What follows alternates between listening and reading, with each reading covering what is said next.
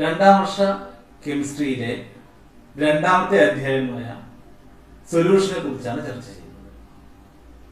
സൊല്യൂഷനുമായി ബന്ധപ്പെട്ട ചില കാര്യങ്ങൾ നിങ്ങൾ ഫസ്റ്റ് ഇയർ ക്ലാസ്സിൽ പഠിച്ചിട്ടുണ്ട്. എന്തൊക്കെയാണത്? മിക്സ്ചേഴ്സിനെ കുറിച്ച് നിങ്ങൾ പഠിച്ചിട്ടുണ്ട് അല്ലേ?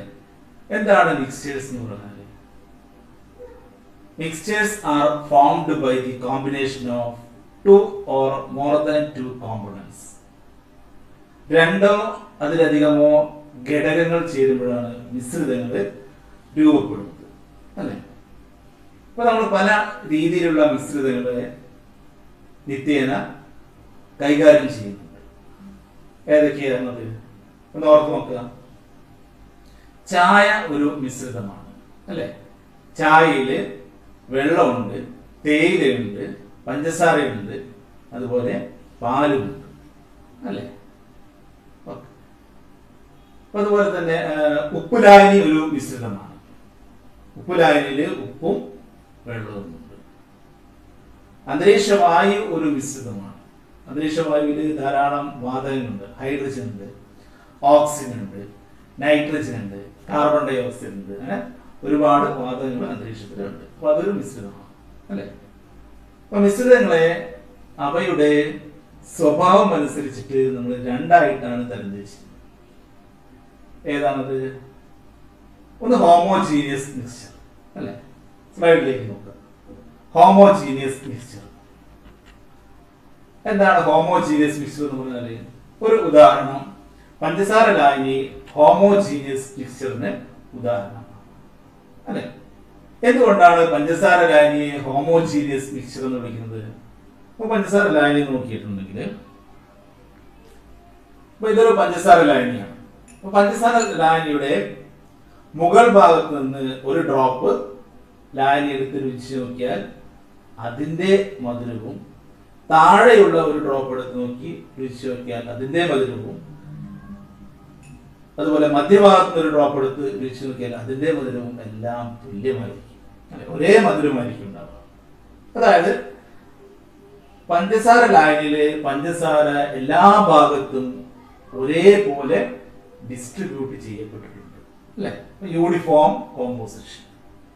അങ്ങനെ യൂണിഫോം കോമ്പോസിഷനിലുള്ള മിക്സ്ചേഴ്സിനെയാണ് നമ്മൾ എന്ത് വിളിക്കുന്നത്? ഹോമോജീനിയസ് മിക്സ്ചർ എന്ന് വിളിക്കുന്നത്. ഇനി മറ്റൊരു മിശ്രിതത്തെ കുറിച്ച് നമ്മൾ നേരത്തെ പഠിച്ചിട്ടുണ്ട്. ഏതാണത്? Heterogeneous mixture. ഇപ്പോഴെന്താണ് ഹെട്രോജീനിയസ് മിക്സ്ചർ? അതിന് ഒരു ഉദാഹരണമാണ് ചളിവെള്ളം, mud water. Mud water heterogeneous മിക്സ്ചറിന് ഉദാഹരണമാണ്. എന്താണ് ചളിവെള്ളത്തിന്റെ പ്രത്യേകത?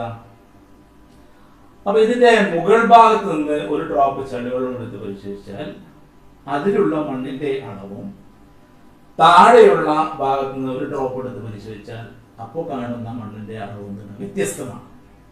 അതായത് ചളിവെള്ളത്തില് മണ്ണ് വ്യത്യസ്ത രീതിയിലാണ് എന്ത് ചെയ്തത്? ഡിസ്ട്രിബ്യൂട്ട് ചെയ്തിട്ടുള്ളത്. ഒരു ഭാഗത്തുള്ള കോമ്പോസിഷൻ ആയിരിക്കില്ല മറ്റൊരു ഭാഗത്ത്.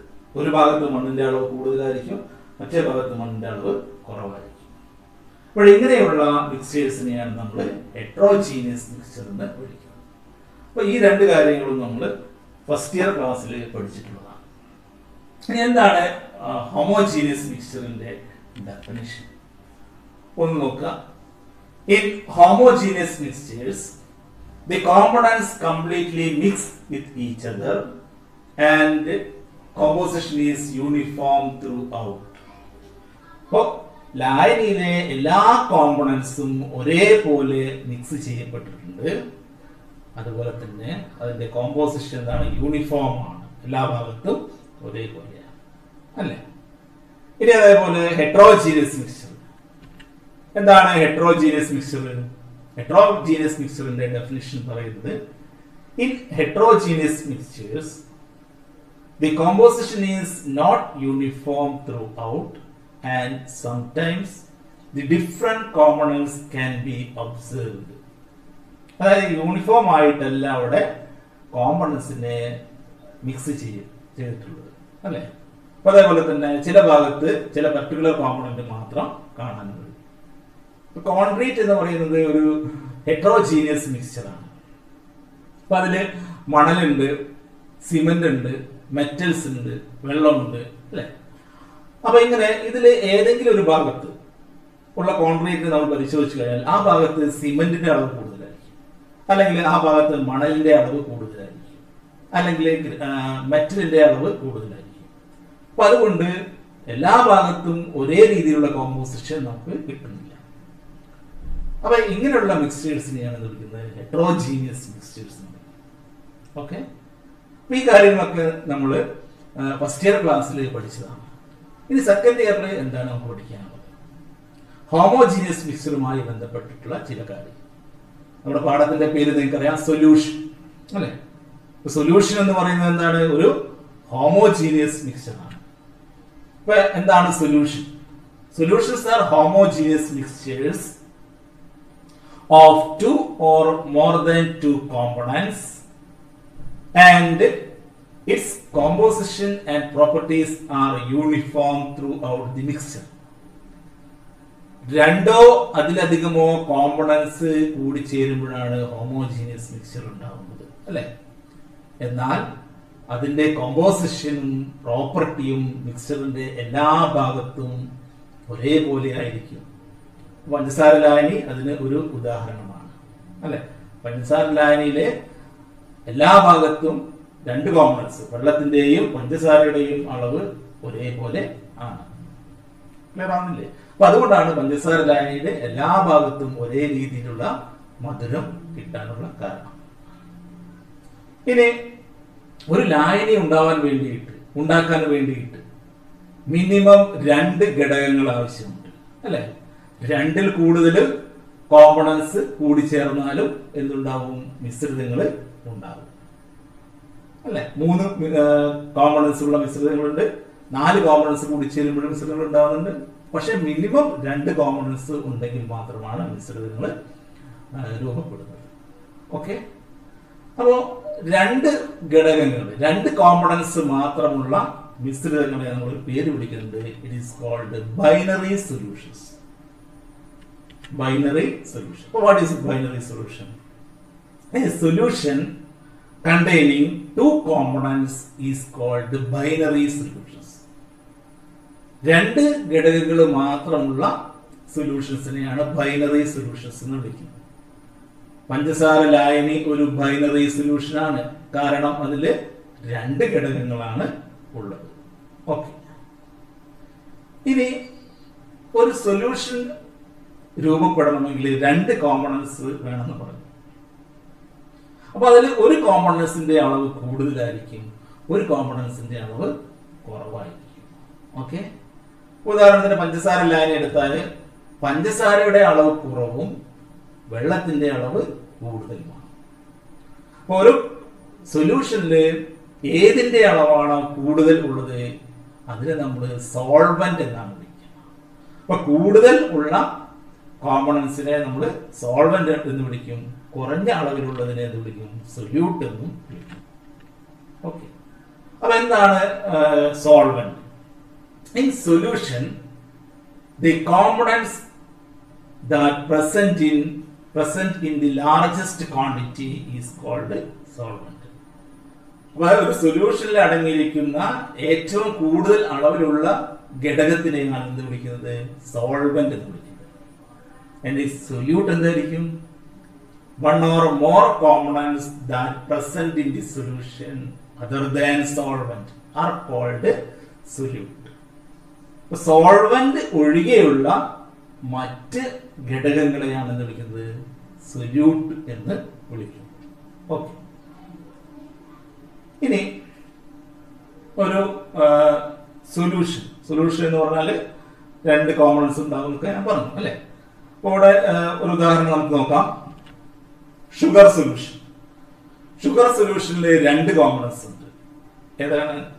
സോൾവെന്റ് ആയിട്ട് വാട്ടറും സൊല്യൂട്ട് ആയിട്ട് ഷുഗർ. ഇനി നമുക്കറിയാം, ഒരു സൊല്യൂഷൻ ഫോം ചെയ്യണമെങ്കിൽ മിനിമം 2 കോമ്പണൻസ് വേണം. ആ 2 കോമ്പണൻസിന്റെയും ഫിസിക്കൽ സ്റ്റേറ്റ്, ഭൗതികമായിട്ടുള്ള അവസ്ഥ ഒരേപോലെ ആവണം എന്നില്ല. ചിലത് ലിക്വിഡ് ആവാം, ഒരു കോമ്പണന്റ് ഗ്യാസ് ആവാം, അല്ലെങ്കിൽ സോൾവെന്റ് ലിക്വിഡ് ആവാം, സൊല്യൂട്ട് ഗ്യാസ് ആവാം, സോൾവെന്റ് സോളിഡ് ആവാം, സൊല്യൂട്ട് ലിക്വിഡ് ആവാം. അപ്പൊ depending upon the physical state of solvent and solute, solutions are classified into 9. അപ്പൊ സൊല്യൂഷനിലെ സോൾവെന്റിന്റെയും സൊല്യൂട്ടിന്റെയും ഭൗതിക അവസ്ഥ അനുസരിച്ചിട്ട് അതിനെ 9 ആയിട്ട് തരംതിരിക്കാവുന്നതാണ്. ഏതൊക്കെയാണത് നമുക്ക് നോക്കാം. സോൾവെന്റ് ഗ്യാസ്, അതുപോലെ തന്നെ സൊല്യൂട്ട് ഗ്യാസ്. ഉദാഹരണം mixture of oxygen and nitrogen. ഓക്സിജന്റെയും നൈട്രജന്റെയും മിക്സ്ചർ എന്ന് പറയുന്നത് എന്താണ്? ഗ്യാസ് സൊല്യൂഷൻ, അതായത് ഗ്യാസ് ഡിസോൾവ്ഡ് ഇൻ ഗ്യാസ്. രണ്ടിന്റെയും ഫിസിക്കൽ സ്റ്റേറ്റ് ഒന്നാണ് അല്ലേ. ഇനി മറ്റൊരു കാറ്റഗറി നോക്കാം, liquid dissolved in gas. Liquid ആയിട്ടുള്ള സൊല്യൂട്ടിനെ ഗ്യാസിൽ ഡിസോൾവ് ചെയ്യാം. Example chloroform mixed with nitrogen gas. Chloroform ലിക്വിഡും നൈട്രജൻ ഗ്യാസ് ഗ്യാസ് സ്റ്റേജിലുമാണ് അല്ലെ. അതൊരു കാറ്റഗറി. അടുത്ത വിഭാഗം എന്ന് പറയുന്നത് solid dissolved in gas. Solid ആയിട്ടുള്ള വസ്തു ഗ്യാസിൽ ഡിസോൾവ് ചെയ്തിരിക്കുന്നു.